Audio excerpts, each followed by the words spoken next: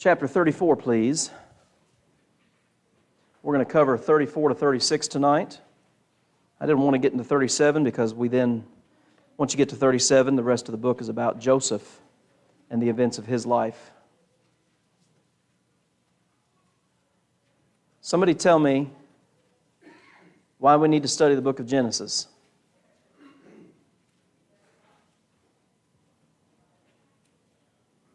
Let's start here. Hold on, let's start here. What does the name Genesis mean?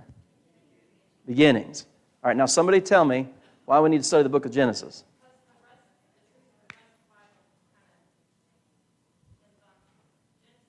Yeah. The rest of the Bible is, I would call it intricately connected to all the events of Genesis. What else? Are you going to say something?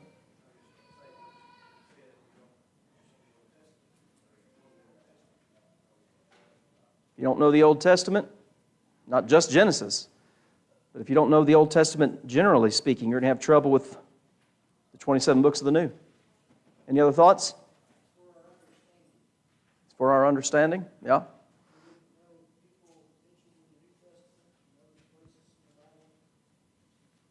Events, places, people. The Passover. Yeah.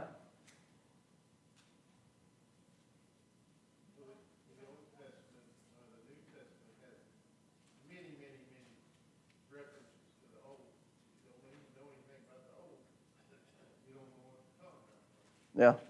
Well, like we just, finished Revelation on Sunday nights. 404 verses in the book of Revelation. And there are, I can't remember the number right now. I've got it written down somewhere. A couple hundred references or allusions to the Old Testament just in the book of Revelation. What were you going to say, Kelly? Points to Christ. I mean, the first prophecy of Christ is in Genesis chapter 3, verse 15. So, all of you are right.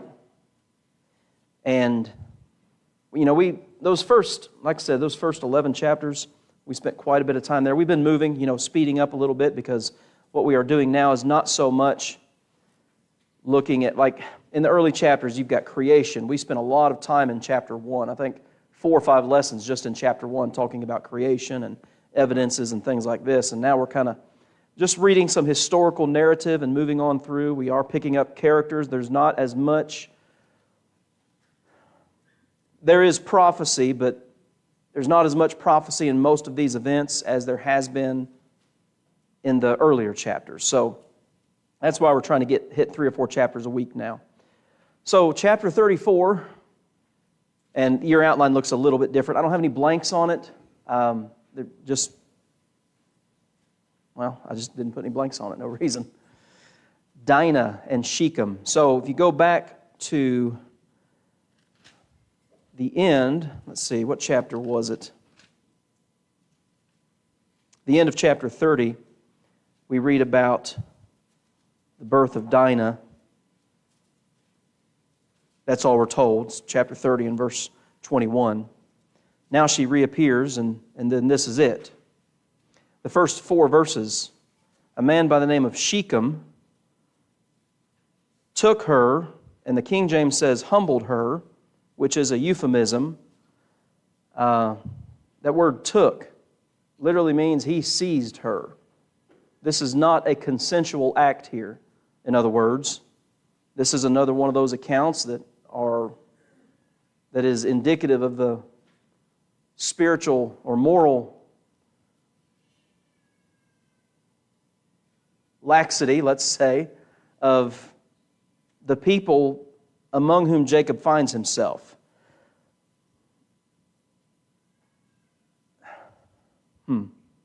From the information we have, we'll just start with the outline. From the information we have in this chapter, it seems that he raped her and then took her by force to live with him. Because if you go down to verse 26, when Simeon and Levi attack the men of this family, they seize her and take her home. So this is not what happens here in the early chapter, or in the early verses of this chapter. Like I said, is not consensual. He seizes her, he humbles her, and even as you're reading throughout the text, it comes out, this thing should not have been done in Israel. Well, obviously. And I was trying to find a way, it's so interesting. I don't know if interesting is the right word, but well, I'll tell you what, somebody read verse 1. Chapter 34, verse 1.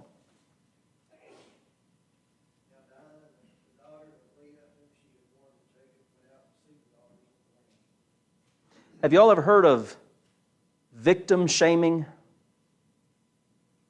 What is victim shaming?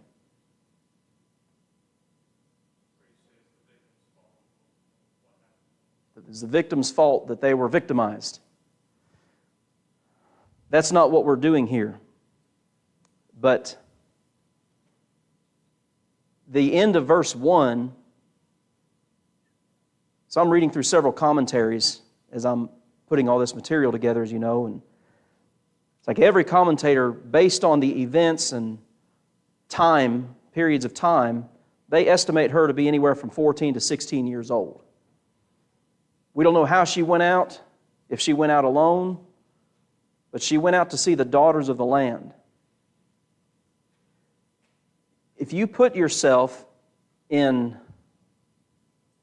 a bad situation,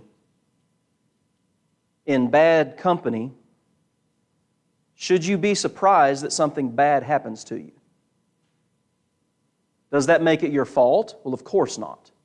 Obviously not. What was done here was a terrible act. There's no excuse for it. But do we not have a responsibility to be... Well, I'll illustrate it like this. The guy that trained me for several years in martial arts, he was big on this. He was in security and everything, but one of the things that he talked about was a lot, because we had women in class too, is like, don't go to dark places alone. You're out at night. Don't go out by yourself, speaking specifically to women. Now, why would that be good advice for a woman? Not to be alone in dangerous and dark places. Why would that be good advice to a woman? So they wouldn't be victimized. Typically speaking, men are bigger, faster, and stronger than women, and more violent. I mean, statistically speaking, men are more violent than women. Don't put yourself in a bad situation. And he would always tell us, when you walk, I don't care where you are, keep your head up. I was like that with my kids. I don't know about you guys with like teenage kids with their phones. How do they walk around all the time? Like this, running into stuff. I don't think my kids have ever run into anything, but you know how it goes. Keep your head up. Pay attention to what am I looking for? Situational awareness. Look what's going on around you. Gail and I have even talked to Sarah. I know I have, and I'm pretty sure Gail has too. Like, you're in a parking lot. Don't park next to a big van with no windows. I mean, that's paranoid. Well, is it really paranoid? I don't know. Maybe, but it's safety. So, don't make yourself a victim. But, people would take an account like this, and with what I'm saying, like, oh, you're victim shaming. You're blaming her. No. This is common sense stuff. So do we know what this means? She went to see the daughters of the land? Well, that's what I'm getting around to. They're not where they're supposed to be. He made a promise, Jacob made a promise to God back in chapter 28 that he's going to return to Bethel. Well, guess where he's not? He's not in Bethel. He's not done what he said he would do. She goes out to see the daughters of the land. That's not a good decision. And think about the other accounts in the book of So, Lot, in Genesis 13, the Bible tells us, pitched his tents toward Sodom. Well, where did he end up? Living in Sodom. In the gate, sitting in the gate of Sodom. Abraham and Abimelech. Isaac and Abimelech. I mean, you have all these accounts. It's like, I've told you, you kind of see these cycles develop where these people are making these decisions, and they kind of you might say, echo one another. It's like, don't you learn from past mistakes? So she went out to see the daughters of the land. These are not God's people, let's say it that way, Emily. They're not God's people. You know, you put yourself in a bad situation around people that are not godly and you're isolated, bad things can happen. So the first 4 verses talk about that. Like I said, this is the only account that we have of it here is in chapter 34. Word gets back to this boy's father. The boy's name is Shechem. Father's name is Hamor. Jacob hears of what's happened. You start reading in verse 5. His sons were in the field with his cattle. He held his peace till they were come. Well then, Hamor comes to Jacob to commune with him. The sons of Jacob come in from the field. They hear what's happened. They are furious, obviously. Who wouldn't be furious if that were your sister or your daughter? This thing ought not to be done. And you notice the end of verse 7. He had wrought folly in Israel in lying with Jacob's daughter, which thing ought not to be done. So one of the things that was forbidden, obviously, you see it with Abraham, Isaac, with Jacob. Where are they to get their spouses from? Not the Canaanites, but this is another scenario like that where they're not with the right people. Jacob's put them in that position, you might say. Hamor, starting in verse 8, you might say, well, the King James says he communed with them. He sits down to talk with them, wants to work this thing out. My son loves your daughter. I pray you give him to wife, and make ye marriages with us. Well, that was forbidden by God. You don't do that. So, and this is interesting to me. Somebody read, let's go ahead and read this. Somebody read verses 18 and 19.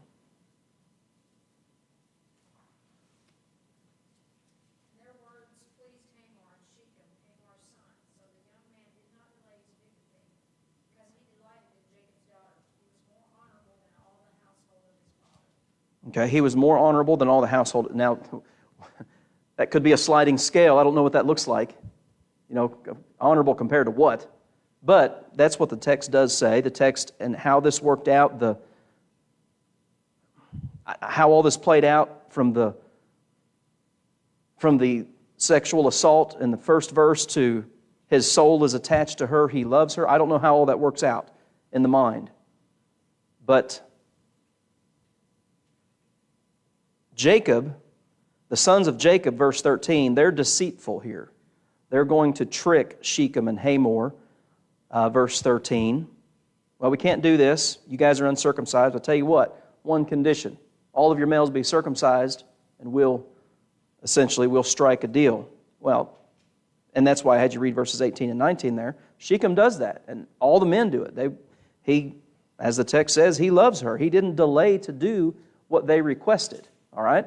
So what do Simeon and Levi, what is their, I guess you'd call it plan of attack? What do?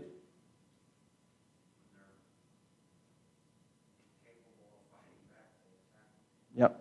When those men are vulnerable, after having been circumcised, you notice verse 25, Simeon and Levi each took the sword, and they killed all the males. Is that a bit drastic? How many? I don't know. But I think one committed the crime. She was the only daughter, right? Yes. Of Leah, yes. Well, I guess of Jacob, so far as we know. Yeah. That may have been part of the reason she wanted to go see the daughters of the land. Well, that was some ideas that people put out. She's stuck at home with 12 brothers. That could be a little stressful, maybe. Oh, yeah. You think they'd be really protective of her being the only daughter? Well, I'd say Simeon and Levi were pretty protective of her. They may have, after the fact, yeah. They may have overreacted. I'd say, in fact, that they did overreact. That kind of shows the nature of vengeance, doesn't it? Doesn't the Bible in multiple places say something along the lines of vengeance is mine, I will repay, says the Lord? Old Testament, New Testament, patriarchal, Mosaic, Christian. I mean, that's something that's repeated. Why do you think why doesn't God just give us permission to, I'm a Christian. I know a bad guy when I see him. Why can't I just strike out and do a little vigilante work here? Well, where does it stop? Essentially, then you'd have anarchy. Every man's his own law. Every man's his own prosecutor and executor. So you have that principle throughout the entirety of Scripture of not seeking revenge. Self-defense is interesting because it's a different, and I would say there's even biblical precedent for self-defense. The Bible does indeed forbid murder. It doesn't forbid all killing, though. But that's another discussion for another time. So they kill all the males, verse 25, with the edge of the sword. The perpetrator, Shechem, verse 26, and Hamor, his father. And they take Dinah from Shechem's house and went out. So like I said, that verse 26 to me kind of indicates that not only did he do that, but again, that word took in verse 1 literally means seized her. It's like a kidnapping, essentially. They took sheep and oxen. They take their livestock, what was in the field, their wealth. They take their children and wives captive. I believe we could call this an overreaction. They plundered even all that were in their houses, according to verse 29.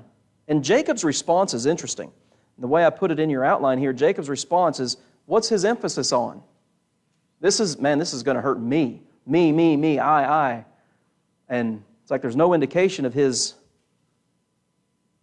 what's God think about this? How's this an offense to God? Well, should he have treated our sister like a prostitute? Well, no, of course not. But look what you've done. And the next thing is, he goes back to Bethel. That's where chapter 35 opens. They leave Padan Aram, and they go back to Bethel. Any questions or comments on chapter 34?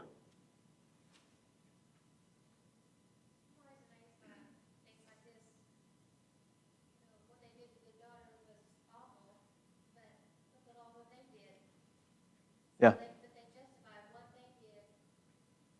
It's just as bad or worse, but they justified because of God's guilt. Mm-hmm. We're pretty good. I say all of us are pretty good at times at justifying our behavior, making excuses for ourselves. But there was no excuse for what they did. On either end, for Shechem to what he did to Dinah, but then Simeon and Levi and what they did to all the males, and then everybody. We might think, well, it's one thing if he had killed Shechem and maybe his father, because the father tries to compromise and, let's patch this, maybe kill those two and that'll be good. But they just ravaged the whole place out of revenge, and then Jacob's response is not great, I would say. But then God tells him to go to Bethel, chapter 35. First 7 verses, he instructs him to... So, let's do this first. Why do we need to know what happened in chapter 34? Anybody know?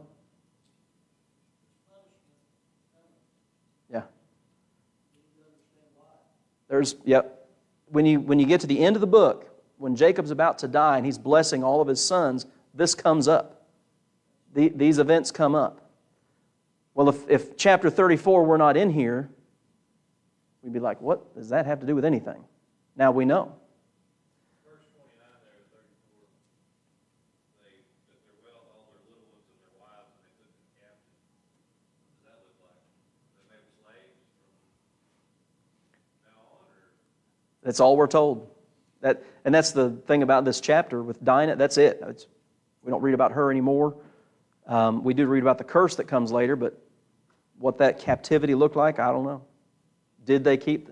And like I said, Jacob's response is kind of weak, because that was an unjust, that was an overzealous retaliation. Yeah, it seems that way. All right. God instructs him to return to Bethel. And I point out there had been the influence of idolatry, probably from Laban. You guys remember what Rachel did when they decided to leave Laban? Took his household idols and hid them. So there's obviously the influence of idolatry. Laban is not a great character. Well, they've been mixed up with him for some time. Jacob had vowed to return to Bethel. I already mentioned that from chapter 28, but had not yet done it. So maybe his lack of decisiveness, it's not only affected him, now it's affected his daughter in a vicious way, and now it's affected his sons. I mean, somebody turn over to Exodus chapter 20, and I want you to read for us. And I think this will illustrate, what we just read in chapter 34 and 35 is going to illustrate this. Somebody read Exodus 20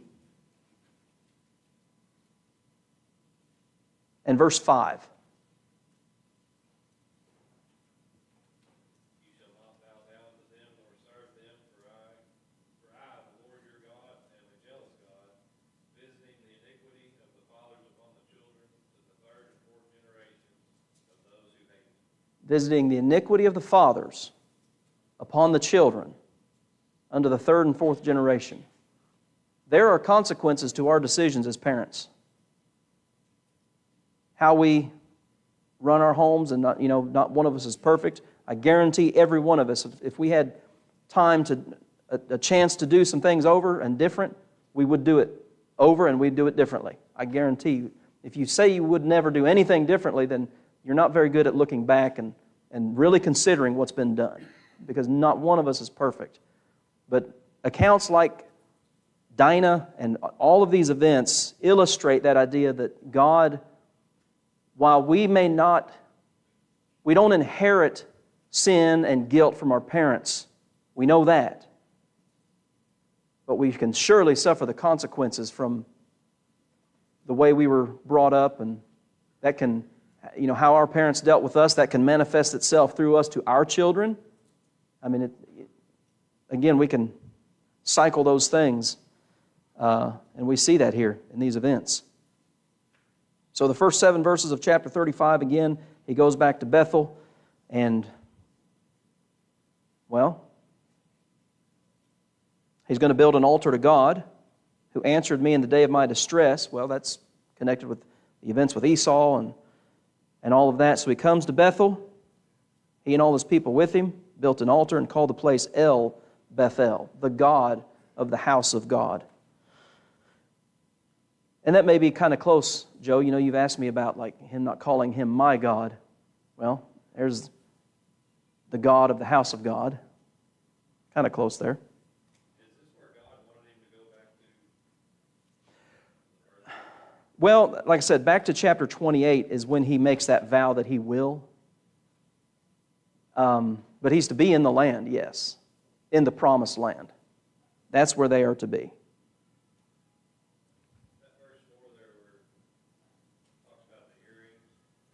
Yeah, the earrings, yeah. Earrings in the idol's ears, or the earrings in the people's ears? The earrings are in the people's ears. You've got the idols and their earrings, and there was one commentary I was reading that talked about idolatrous practices, that their ornaments, that their body ornaments would have little, not charms, but what would you call them?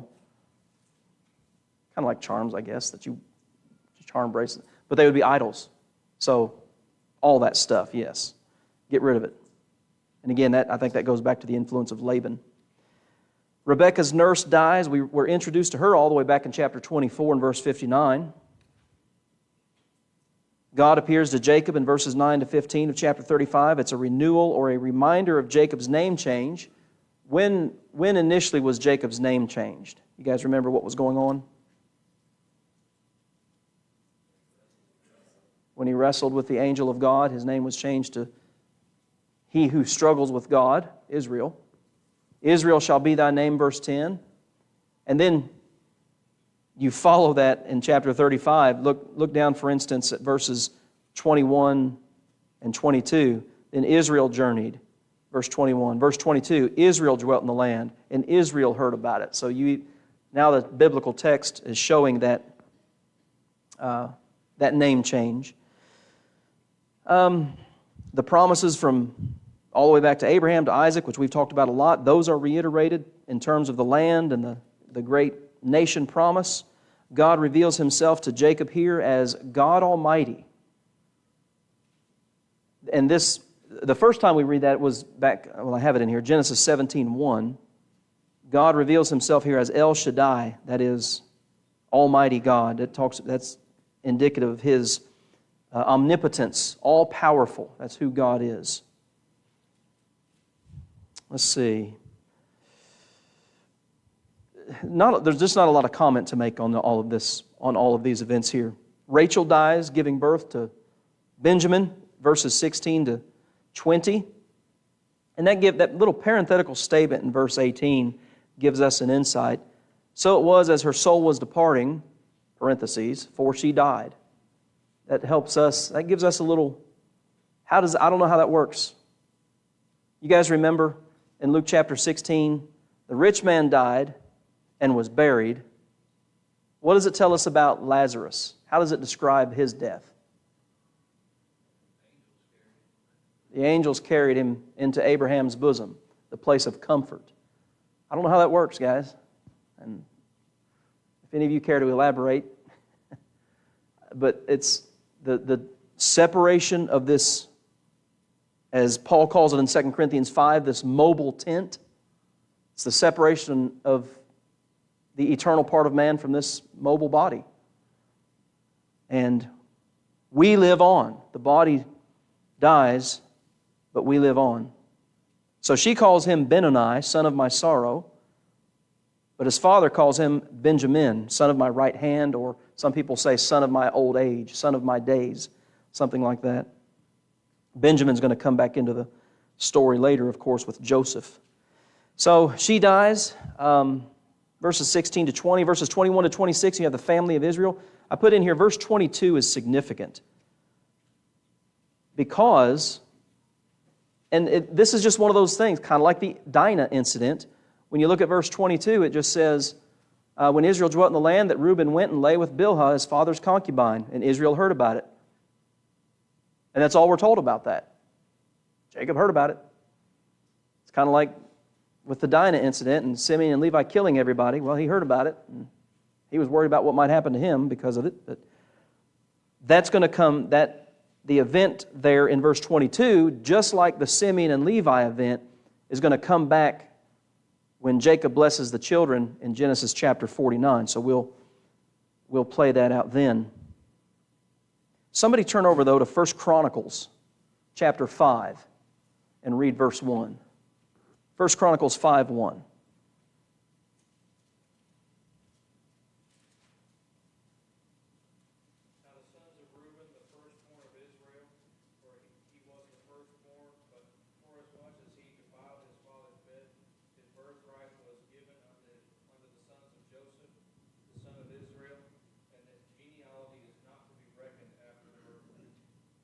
Okay, so consequences.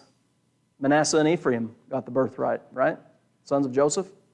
So there's that. Any questions or comments on any of that? Just not a whole lot of comment here, but there are little things that they're dropped into the text that will come out later in the Bible. You got Jacob's sons listed there, verses 22 to 26, and then Isaac's death is recorded in verses 27 to 29. We have that interesting phrase there, not used often in the Bible, but he was gathered to his people, the idea of a reunion in death. So you have, on one hand, you've got the description of, well, it's a separation of the soul from the body, verse 18. But then you have the principle of a reunion. You know, I've been asked many times over the years, do you think we'll recognize one another in heaven? The answer to that question is absolutely. You know, Hebrews 11 tells us that Isaac died in faith. And I can couple that with, well, he was gathered to his people. Well, if there's no memory, if there's no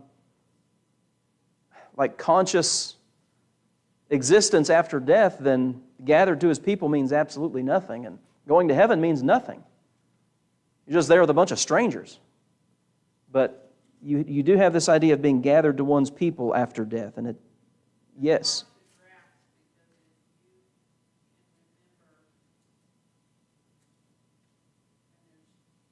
Yeah. Yeah. Yeah.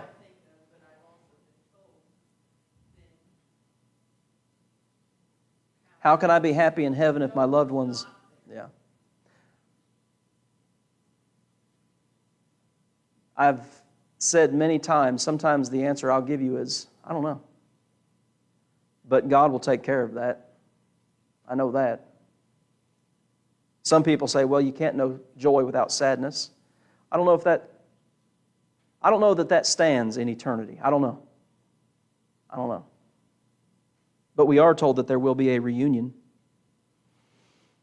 So we sing this song. I think we did it Sunday. So in our songbooks it says something about all the saved ones, but the version we sang Sunday said all the loved ones. What song am I thinking about, Kevin? Put you on the spot there. I hope you know it. It's anyway.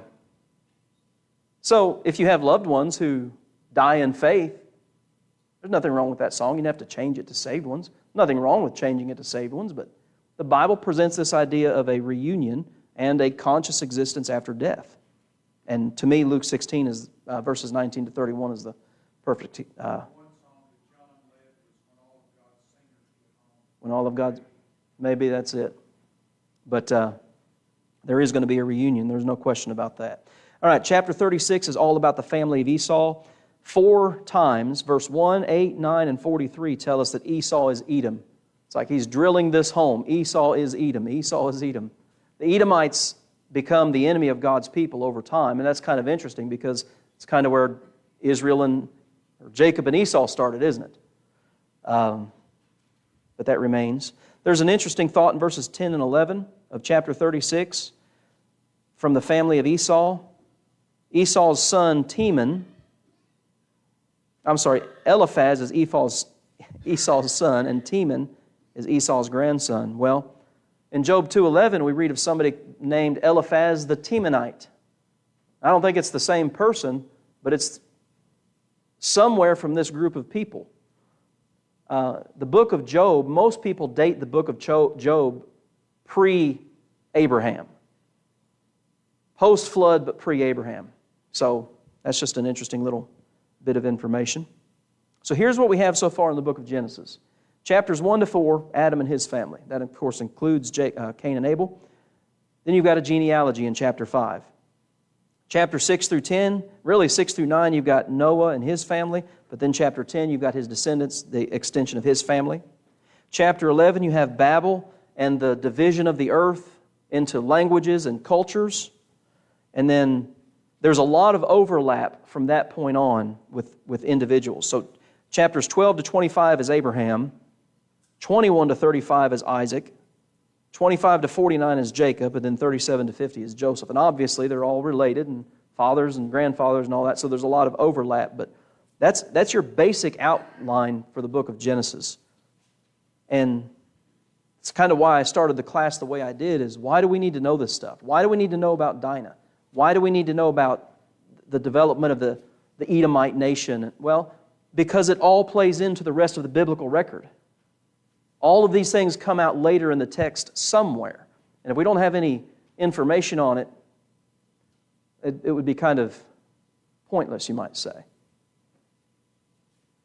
Any questions or comments on 34 to 36? Okay. Well, we will start with Joseph, chapter 37 next week.